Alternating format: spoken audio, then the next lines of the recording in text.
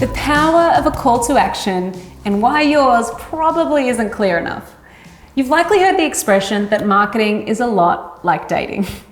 It's so true. When my now husband asked me out on a date, he wasn't vague or unclear. He was confident and direct. He was like, "Laura, you are a stone cold fox and I want to date you and I think you want to date me too." He didn't really say those exact words, but I knew in my heart that's what he felt. But for me, I was a little bit shy about committing to dating because I'd had past experiences where guys were vague and a bit unclear.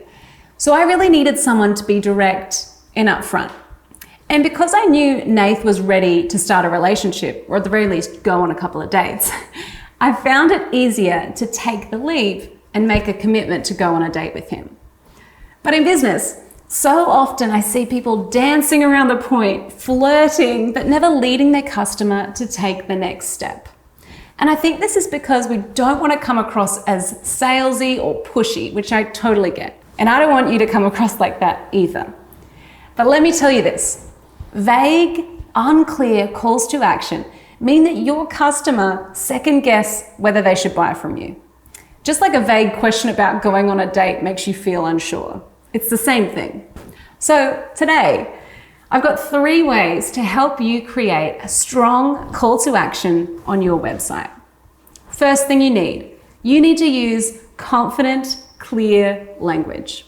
Buy now, schedule an appointment, book now, not contact us or learn more. It needs to be direct, it needs to be confident, because when we're confident and we lead the customer, they feel more inclined to go, "Oh, okay, I'll take the next step," because they are sure of themselves. The second thing you want to do is make your call to action stand out visually. We've got to remember that our customers are scanning our page, they're not reading it. So it's really important that your call to action is in a big, bold button that stands out on the page. You also want your call to action to appear above the fold. That is, they can see it when they first land on your website.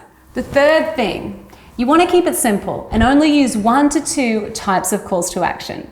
Don't dilute the message by including too many different types or too many next steps. You want one clear next step for your customer, not 10 different ones. So if it's book a call, make it consistent across the site. Book a call, book a call, book a call. Don't try and change it and be like, book a call or email us or contact us here.